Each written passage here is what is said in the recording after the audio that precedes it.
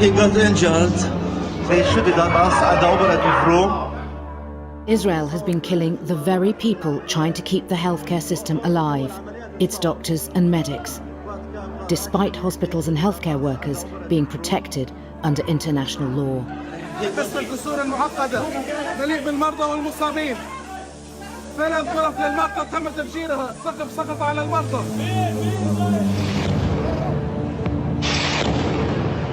As Israel has bombed Gaza, hundreds of Palestinian doctors and medics have refused to leave their hospitals. We are in the theater, in the operating room, full darkness, no water, no electricity. But we have a hero, surgeons in Gaza. Israel claims Hamas uses hospitals as part of its military strategy. Hundreds of medics have been killed. Hundreds have been detained. Many of them have been forcibly disappeared. Our Palestinian team on the ground have gathered testimony from health workers and their families. المهم علقوني في قلب زي المعلقين هذول كلهم معلقين علقني كله بنزف دم. And Israeli whistleblowers have told us they witnessed Palestinian prisoners being tortured and that some Israeli medics are complicit. I don't even think that in the Israeli society there is a need for cover-up these days. You can do almost whatever you want when it comes to Gazans.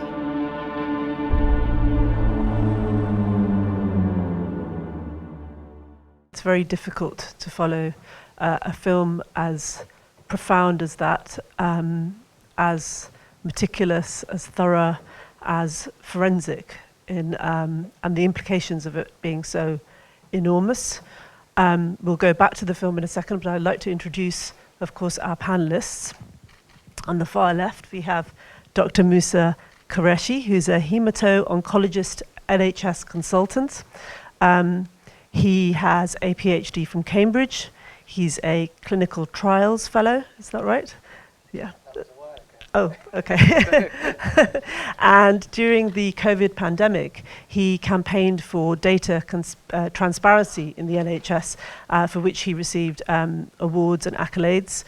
He also has an LLB honours in law. That's Dr. Moosa Qureshi.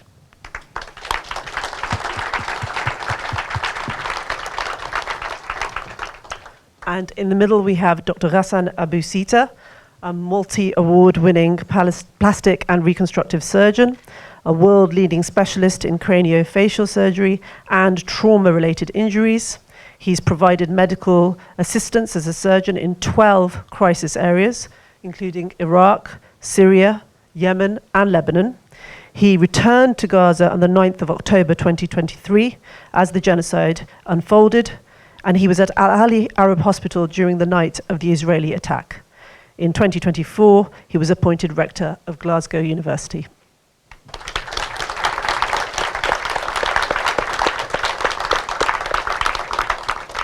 So to go back to the film, we were going to have Ben de Peer, the executive producer of Basement Films, on the panel, and he was to explain what happened to the film. Some of you may know, some of you may not.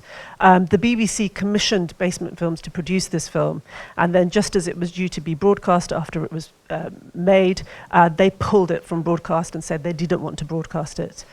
Ben de Peer managed to get it extricated from the BBC, and it was eventually broadcast on Channel 4. Where it didn't get the audience that it would have got had it been broadcast on the BBC. And I suppose what I want to ask you first, probably Moosa, is your response to the film, but also your response to what the BBC did after the film was commissioned. Yeah, so thank you for inviting me, Shazia, to this. It's a great honour for me to be speaking, especially alongside this gentleman. I try to avoid watching this sort of material. It's deeply upsetting. I think it is for everybody here.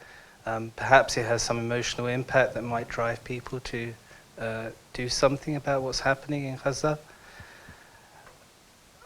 I think the main point, and what I want to talk about today really, is about the way that Ghassan Abu Sittah is being persecuted, for standing up against what's happening in Gaza, and the fact that he is in many ways a symbol of all the amazingly brave and courageous healthcare workers you just saw there, who are working without pay for the last 2 years, and sacrificing their lives, their children, their families, and how, I mean, we'll get more into this as this event progresses, but how absolutely abominable it is that the General Medical Council is persecuting Ghassan Abu Sittah, because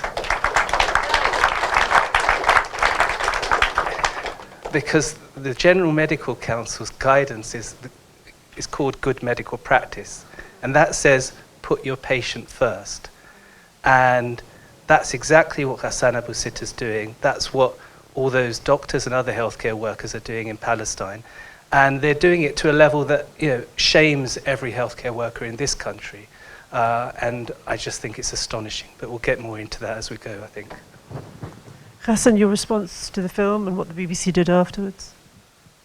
So the difference between what happened in Gaza and what continues to happen till this day, the killing, the starvation, the destruction of the health system, and any other war, is that genocide is a project. And part of the project is the slaughter that we've seen. But we know from this genocide and from history that genocide denial is a critical component of every genocidal project, whether it's the Holocaust, whether it's Yugoslavia, any genocide project. Genocide denial is a critical component. And therefore, what we need to see from what the BBC has done and what the GMC has done to doctors who've spoken out against this is to place these institutions as active participants in a genocidal project through the act of genocide denial, through the BBC's continued active participation in ghosting, in denying, in changing the narrative of the genocidal project, in the GMC taking up the role as a political policeman to prevent doctors and health workers from speaking out against the genocide, which is unique because it, as we saw in the film, it places the destruction of the health system at the heart of the genocidal project as a reflection of the fact that we live in the 21st century, where the majority of the world's population lives in places that look like Gaza, and therefore scorched earth has to be about the destruction of health facilities.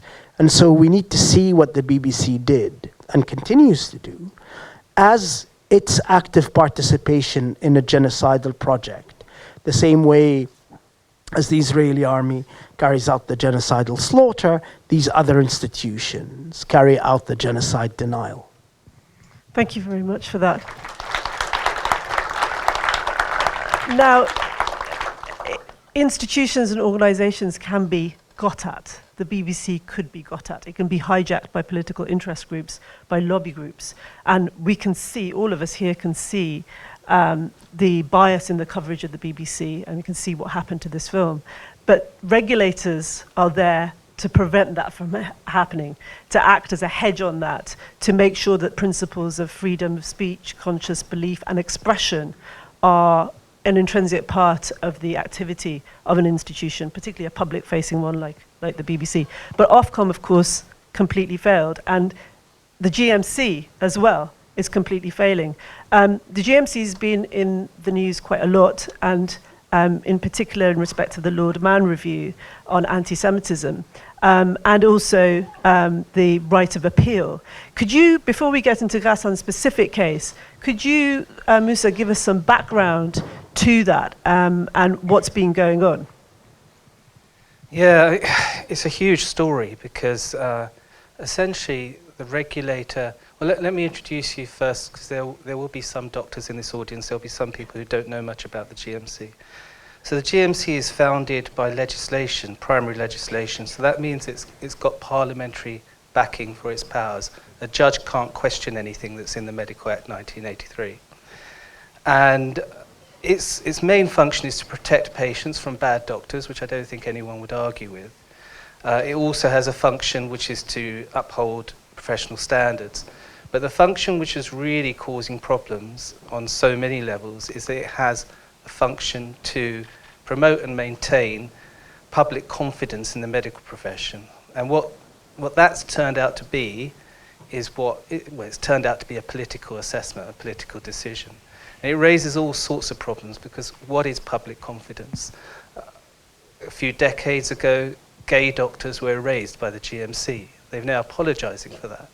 Gay doctors didn't cause any harm to patients or pose any threat to patients. That was purely a political decision. And more recently, there's been quite a few cases where environmentalist doctors have broken the law. They say they've broken the law to protect patients' health. There's quite a lot of evidence that environmental factors can kill patients. But the GMC has decided to just ignore all of that and go for whatever is essentially to uphold the political status quo. This is what's happening with Palestine, and it's turning out to be a real problem. The other thing I think, there's a lot to say about the GMC, but it's actually a perfect vehicle for weaponizing. There's an organization called UKLFI, you've probably all heard of it. A few years ago, it said that a Palestinian children's charity organization had links to terrorist organizations, links to the PFLP. And what happened was that organization, that charity, started to take, or actually threatened to take UKLFI to court. Now, they landed in some hot water because they were accused of libel, and they could have suffered financially quite significantly. But if you want to damage doctors, it's very easy to give a complaint to the GMC. You don't even have to give your name. You can make it completely anonymized. You don't pay a penny towards the costs of that. The GMC takes on the cost of the investigation and of the persecution of that doctor. And they're doing it again and again and again. And that's a real concern. So I can probably speak a lot more about it, but I think you might, if there's any particular... Yeah, so essentially, if maybe Ghassan, you want to bring us up to speed in respect of your specific case and what's been happening, and the fact that this is a treble jeopardy situation for you, and then we can go back to the background in respect of the right of appeal. So actually, this is, this new case is the 13th case that UKLFI has brought against me. From the time I left Gaza and my nomination to run as rector of Glasgow University, they submitted 4 complaints to the Senate of Glasgow University, separate and sequential, so that you lose if you win and you lose if you lose, because the financial drain of having legal representation. And then after that, when I won the election as rector of Glasgow University, they made several representations to the Scottish office to prevent the First Minister of Scotland attending my inauguration. And then we had a complaint at the Charity Commission to have me banned from holding any office in a British charity.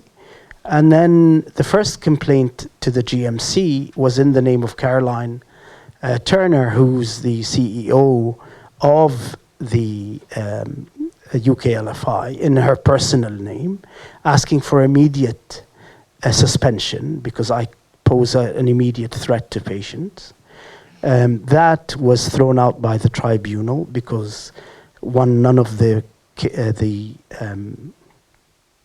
accusations held, but most importantly, and what the GMC failed to take action on, is that GMC had accepted at face value what were intentional mistranslations of things that I had posted in Arabic. So to give you an example, there was a poster that I had retweeted that said literally Sana'a, Gaza, solidarity.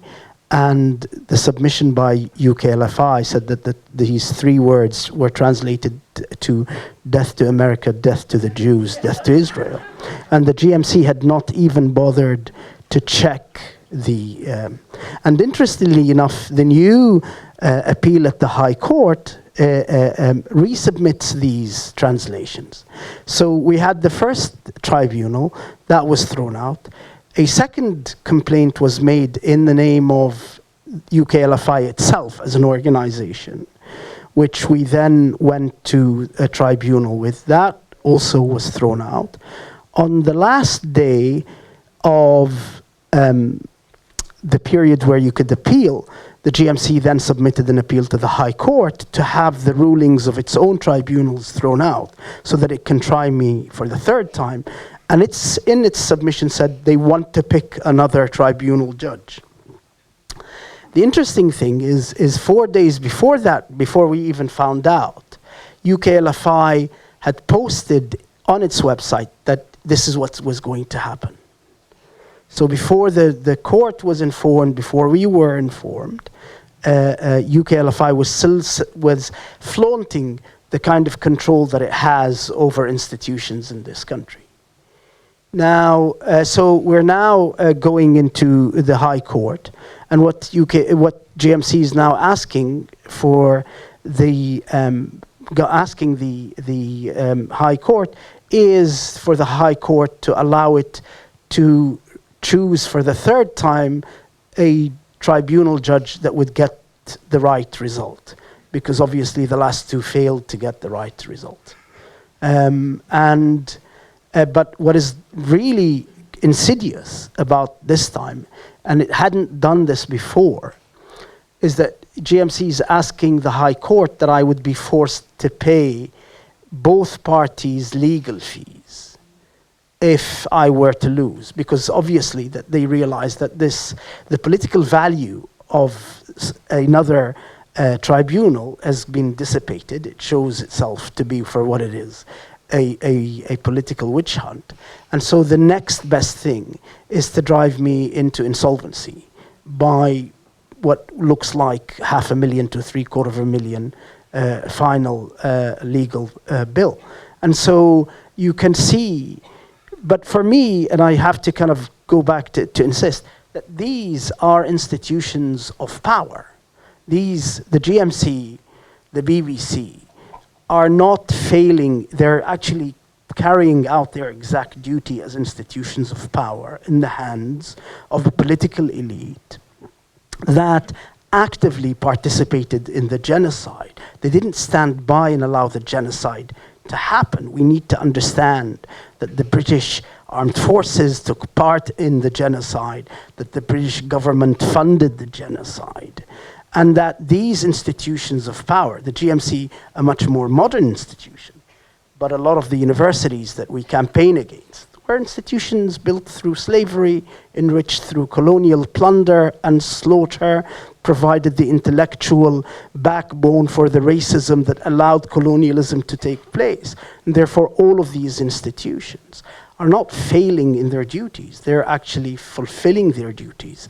The problem exists in what Moosa said, that first they came for the whistleblowers, and then they came for the environmentalists, and then they're coming for the Palestine advocates. But eventually what we see is that once these totalitarian policies become accepted or tolerated, they are used against everyone.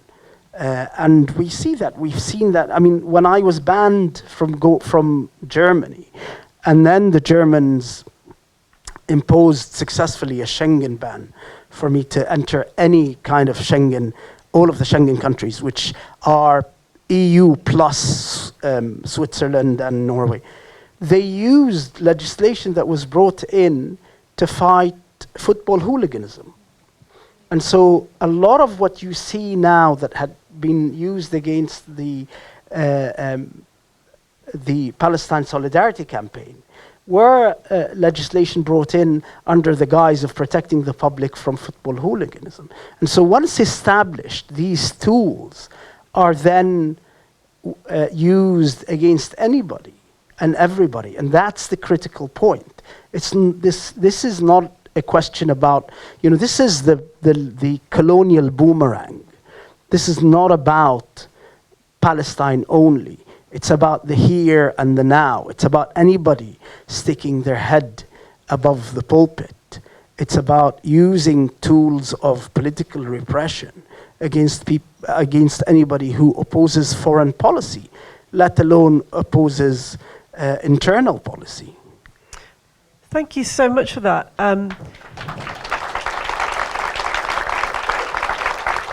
I think it's worth diving a little bit further into the detail of the mechanism by which this happens, because of course many people, probably not in this room, think that we live in an open, free, democratic society where none of these things really happen. Of course, we know that the GMC is a tainted organization, pre-genocide. Ethnic minority doctors are twice as likely to be hounded for fitness to practice, misconduct issues. The penalties that they suffer when they have been found guilty for equivalent misdemeanors as white counterparts are much, much heavier. So it was a tainted system to begin with. That was all conveniently overlooked when the Lord Mann Review looked into anti-Semitism in the NHS. The British Islamic Medical Association has also commented on the Lord Mann Review, which I'll explain in a second, saying that in Belfast, only a few days ago, there was a threat to life to black, brown, Muslim doctors. And they were allowed to leave home, leave work, go earlier. And it was the same last summer during the riots. This was all conveniently overlooked during the Lord Mann Review as he investigated anti-Semitism in the NHS. And I suppose, Moosa, going back to you, given that this was all conveniently overlooked, why was Lord Mann's Review commissioned by the government? Why isn't it looking at broader forms of prejudice than just anti-Semitism, when we know they exist and we have the statistical evidence? What's the political picture? Thanks, Shazia. I'm going to talk about what's actually going to happen following Lord Mann unless we stand up and stop it. Just before we go there, I just want to explain, in case people haven't got it yet, that what sort of power the GMC has. Moosa, sorry, could you just hold your mic a bit closer? Can everyone hear me now? Yeah. So I just want to emphasize what sort of power the GMC has. The GMC can erase Ghassan or me from the medical register. What that means is that we cannot practice, again, medicine not only in this country, but in most of the world, because most countries of the world, the first thing they'll do is they'll have their own medical register and they'll contact the GMC and they'll say, is this a doctor in good standing? And for people like Ghassan and me, I mean, I've spent the last 20 years working as a doctor, and I've sacrificed my family for that. I've spent weekends and nights working at that. And to be honest, if someone takes that away from me, you know, that's what I'm trained to do. I'm not any good at anything else. For Ghassan, the stakes are even higher because in a sense, you know, he is representing the health workers in Palestine. So the impact of his career being destroyed is much, much more stark. Every year, doctors commit suicide while they are under investigation by the GMC. That's just, you know, and there's been 2 independent reviews into that process. So this is not a small thing. Now, someone like Ghassan is, you know, obviously much stronger than that. He's been through Gaza, so I'm sure. But that's just to give you an idea of what this organization does to doctors. And I think it's fair enough to do that if you're a risk to a patient. But to do that for political reasons is just unacceptable. And then the third point, which Shazia picked up on, is that the statistical data shows, and this is going back decades and it continues today, is that the GMC essentially is a racist organization. And what I mean by that is that if you're an ethnic minority doctor, particularly if you've come from overseas or you've been trained overseas, you have got much more chance of being sanctioned. And if you look at the MPTS, that's the independent tribunal listings of the doctors who are under investigation, those names and those investigations are publicized. They have official lists, which you can find on the MPTS website. You will see most of them have Arab-sounding names, Indian-sounding names, African-sounding names. you'll find and you might get a few doctors, the latest trend is to target doctors who have Eastern European sounding names, but you will find, very unlikely a Dr. Fred Jones is going to be there. And so you would think that what the GMC should do and what Lord Mann would do if he really wanted to deal with anti-Semitism and racism is that he would control that. But instead of controlling it, what he proposes is to give more power to a racist organisation to deal with racism in the NHS. It's absolutely crazy. Now, in terms of what has been proposed by the government following the Lord Mann review, is actually to expand the powers of the GMC. And I think there are some lawyers in the audience as well. Structurally, what they're proposing to do is really, really dangerous. Now, the best analogy I can put it is if you've got a criminal case. If you've got a criminal case, you've got a police investigating a crime. You then got the CPS, the Crown Prosecution Service, deciding whether to bring charges. You've then got a judge who's independent of that process, or a jury, deciding whether the person is guilty and what sort of penalty to give to that criminal. What the GMC draft order is proposing to do is that not only will the GMC be bringing the charges against the doctor, but a case examiner employed by the GMC, with some limitations, but a case examiner employed by the GMC will decide whether a doctor is guilty. It won't be an independent tribunal. That is absolutely, that goes against basic principles of rule of law for anyone who understands how justice should work. It's extremely dangerous, and it's going to end up not only damaging race relations within the NHS, but damaging patient care. Thank you so much for that detail, Moosa. Ghassan, the same question to you, but also the other developments that I think should be referenced in the last few weeks have been the Court of Appeal verdict in the Palestine Action Proscription case, the Filton 5 verdicts. These are quite egregious kind of outcomes. And so it's not just in respect of Ofcom or the GMC. It's, as you say, these are arms of the state. So, if you could just elaborate on that. So, I believe that one of the reasons why I, more than others, have been targeted is because the evidence that I gave to the ICC, to the International Criminal Court, and to the South African submission are part of the case made against Israel and the arrest warrants put out against Netanyahu and the head of the Israeli army. Because if we look at,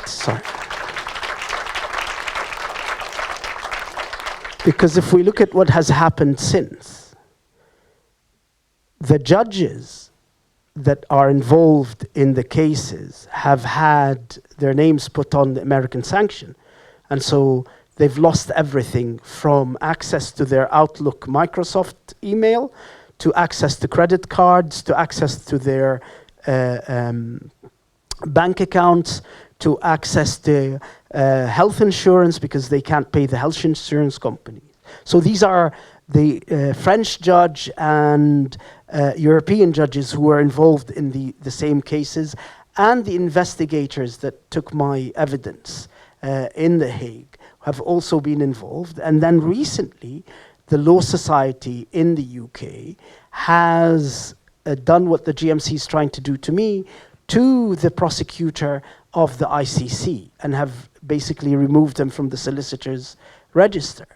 And so this, if I see what is, the 13 cases and the ban from the Schengen and the Germans and what the French do to me every time I go in and out of France and all of this, for me, that is the essence of why this is happening more than other people. It's a collective punishment to everybody who's been involved in the cases that brought at international courts. Now, with regards to the tools that the GMC is trying to establish and using the Gaza genocide to establish. It is what Moosa is saying.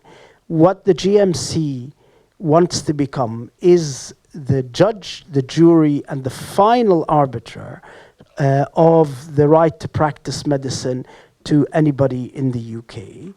And that, in essence, means that it's then fully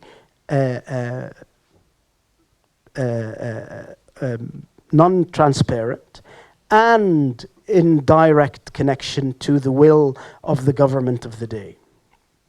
And that is the colonial boomerang that starts in the colonies with the genocide and ends up here with the return of fascist totalitarianism that we see in Edinburgh on the streets, or we see in Jim Crow institutions like the GMC, or we see in the courts.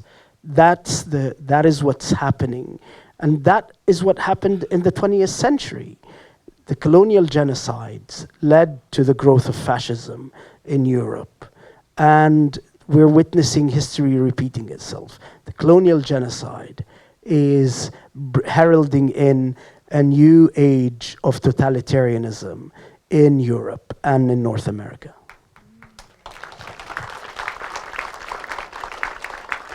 Thank you very much, Ghassan. There's a question that's come in from the audience. I fear I already know the answer to this, but have you lost faith in the international legal framework, Ghassan? And also, I suppose, the other question I'd like to ask you is, given that we've said the regulations don't work, regulators don't do their job, these are all arms of the state and they have an agenda which relates to colonialism and goes back hundreds of years. What does campaigning and activism for us here look like in that context? So to start with the last question is that we don't, I mean, this is our world and this is our life and these are gains that our societies and communities won. These were not gifts by the ruling class in the UK. These were battles fought and won. And therefore, we do not give an inch to these people. I do not have any faith in the GMC, but I will not give them an inch, and I will continue to fight, and I will continue to make sure that I don't make their job easier. Because whatever rights that I did have were at the expense of the sacrifices of people who came before me. The ICC, the ICJ were not given to us, but were won by us in exchange for defeating Nazism. And therefore, again, we don't give an inch, even if they're flawed. These rights, even if they are flawed rights, were won by the sacrifices of people, and therefore giving up on them, making it easy for the other side to win. At the end of the day, people write their own history through struggle. And so through struggle, through individual struggle, through acts of continuous struggle, we write the future of what the GMC is going to look like, what the ICC and the ICJ are going to look like. If we don't, if we roll over, then they will write the future. And that's what we will not do. It's not about having faith in them. It's about recognizing that everything is hard won through the sacrifices of others, and that everything can be taken away the minute they can do that. The genocide only took place, and the British government only was able to take active part in the genocide because of the destruction of the labor movement in the 70s and 80s, because of the destruction of internal opposition. Every defeat leads to another defeat, and every victory strengthens the resistance and the resolve of everybody else. And so you just not have a duty towards yourself. You have a duty towards others, because your victories allows others to stand firm against what is the rolling of every victory and every right we have hard won from the beginning of the 20th century, they want to roll it back and they want to re-establish that kind of dark night of fascism across the globe.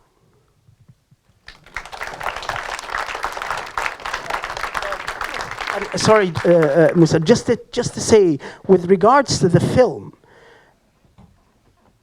in Lebanon, just since the 3rd of March, Israel has killed 160 paramedics.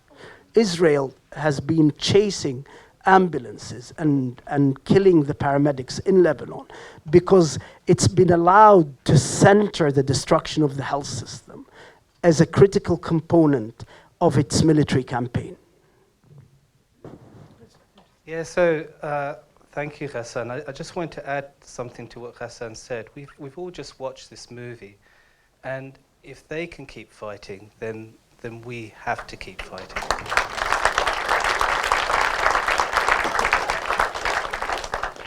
And what I would say is that there are opportunities. One of the things about imperialism is it's very arrogant. And it makes stupid mistakes sometimes, and it overplays its hand, and it presents opportunities. Now, what seems to be happening with Ghassan's case is that they have been so keen to destroy him that they have actually now proposed some draft legislation that actually threatens the entire medical profession. So it's not just Ghassan. They can't say, oh, it's only Ghassan or it's only Palestinian doctors that will do this to. If this legislation goes through, it will damage every single doctor in the country, and by extension damage the healthcare system throughout the country, and damage all of you, whether you're doctors or patients. And as a result of that, they're too scared to back Ghassan as an individual. The British Medical Association has decided to take legal action, and I've seen some of their legal arguments, very good legal arguments, against the Department of Health on this. The Royal College of Physicians, which is as institutional as you can get, even they've realized all of their members are being threatened by this. So there is an opportunity to fight back against this. What we really must do, though, is make sure that they don't manage to somehow say, oh, this is just about doctors and it's not about Ghassan. This has started because of the doctors, Ghassan and other doctors, who've spoken up on Palestine. This is a direct response to that process that must be recognized, and these institutions must support Ghassan and other doctors like him and other health workers. It's not just doctors. I know a midwife, I know a nurse who's been targeted. This has to stop, and it will only stop if you all do whatever it takes. And that, I know that everyone, we've lost faith in our members of parliament, but believe me, from previous legal cases I've been involved with, if you have a national movement where people all over the country are contacting their MPs, contacting their radio stations, contacting their media, and demanding that something changes, it will change. Thank you, Moosa. And it's not just the sectors we've spoken about. We haven't spoken about education, but the same review has been initiated into anti-Semitism in education. And it actually says anti-Semitism, brackets, and other forms of prejudice, close brackets. This implications for schools, universities, further and higher education. It's across the board, as you say. It's an erosion of civil liberties. Can I just say, and it's anti-Semitism as defined by the Israeli government, which is hatred and opposition to the Israeli government, and not anti-Semitism as prejudice and hatred against Jews. And that's the critical part, is that you can have anti-Semites, real anti-Semites, good old-fashioned anti-Semites, actively participating in these political campaigns to bring in these laws against anti-Semitism. You have far-right parties that have their roots in neo-Nazi and fascist parties, actively campaigning for laws with regards to anti-Semitism, because again, the Israeli establishment, the Israeli government has struck a historic deal by which the Zionist movement has, in exchange for completely cleaning the past, the neo-Nazi past, the fascist past of these political parties, in exchange for that, and their role in the Holocaust. In exchange for that, the Israeli government gets a new definition of anti-Semitism. So the far right and the right, the resurgent right, has gotten its historical links cleaned, and in exchange, it's gotten a new definition of anti-Semitism, which is opposition to Israel. Thank you. Ghassan, I hear quite a lot that these are the dying gasps of Zionism, that in its most hideous, monstrous form, it is doing as much as it possibly can to keep land, expand land in a desperate attempt because the game is up. Do you agree with that? At the end of the day, colonialism is an economic enterprise with a cost and benefit. And we need to remember that the re-election of de Gaulle was done with the aid of the settlers, the French settlers in Algeria, the French right, and the French military, in order to protect the colonization of Algeria. And it is the moment he realized he had to choose between the metropole, France, and the colony, that he chose the metropole. And part of our struggle against this is to make the price of keeping the colony high, so that at some stage these political elites come to the point where they recognize that the risk of maintaining the Zionist project is higher than the benefit it gets. At the moment, the benefit it gets is a spear that's dug in the heart of the most important geographic area globally, but at some point that becomes too expensive an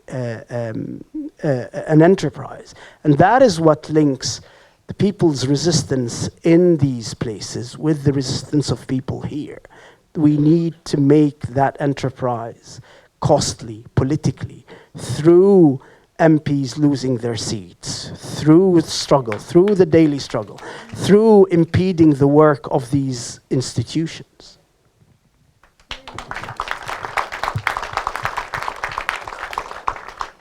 In your Charter for a Comprehensive Liberation, you talk about indigeneity and resistance on the ground, within the prison cell, in the trenches, in the tunnels, as being essential to formulating and constructing and structuring what freedom actually looks like, what the end point is.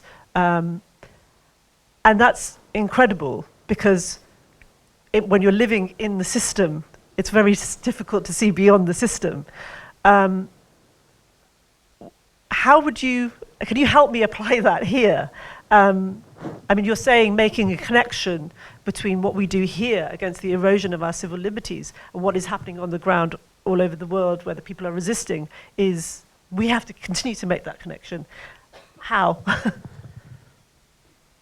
One of the first things that the Labour government did when it took power?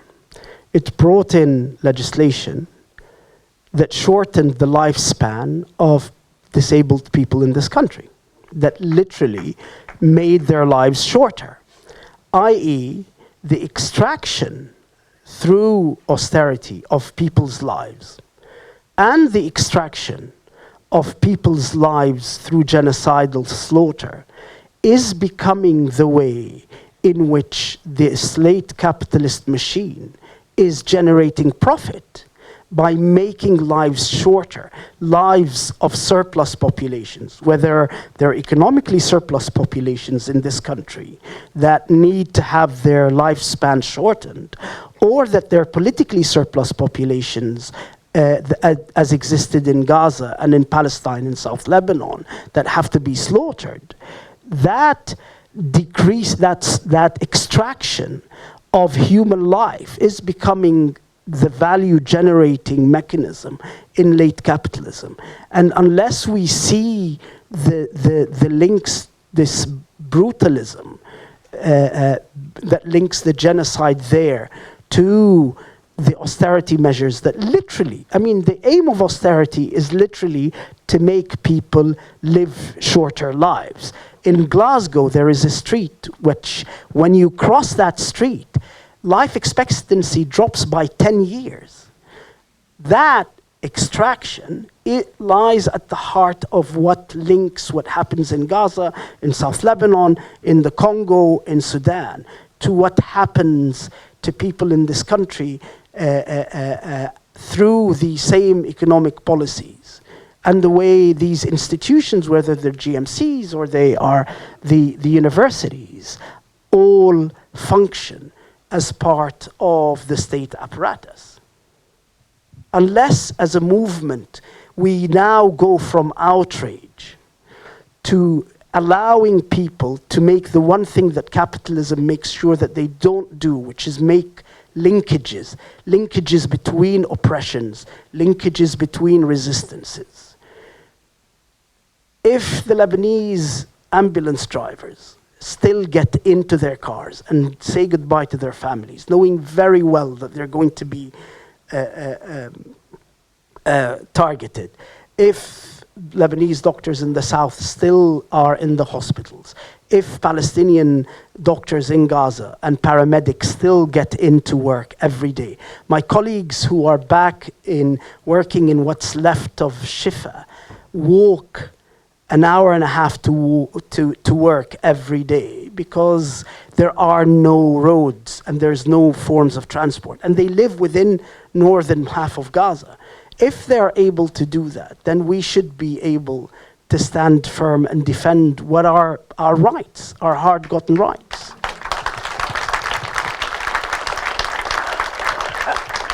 I don't think anyone would forgive me if I didn't ask you about the situation in Gaza and the situation in Lebanon, where I think you've just returned from.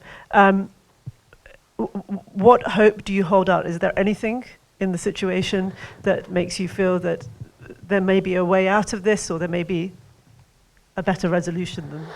So in Gaza, the genocidal project continues, but it continues by other means, through preventing any kind of rebuilding, meaningful rebuilding of the health system, and not just the hospitals, through the medication and the supplies and the rebuilding, but also preventing water and sewage, preventing access to clean drinking water, preventing access to building equipment, so people still have to live in tarpaulin tents, so that when the winter comes, you have hypothermia killing children. In the summer, you have an epidemic of rodents because there isn't heavy machinery to take out around 20,000 dead bodies underneath the rubble. All of this is a quiet genocide. The problem is that this quiet genocide is not enough to diffuse the internal contradictions that are ripping Zionism and Israel apart, and therefore the need for continuous war and the need for the violence to be spectacular and performative is driving the war in Lebanon. And so you need to keep bombing Lebanon, even if there's a risk to the relationship with the United States and Israel. The internal contradictions within Israel means that if the war stops in Lebanon, the Israelis will attack Syria or will attack the West Bank, but in a more spectacular way, in a more performative way, because the internal contradictions have gotten that settler colonial society to the point where continuous war and the overt performance of brutalist violence is the only way to keep everybody within the walls of the colony. Oh gosh, I was going to just carry on talking because this is fascinating, but I've just been shown the time's up sign. We could have one more question. Yeah. Oh, announcement, yeah.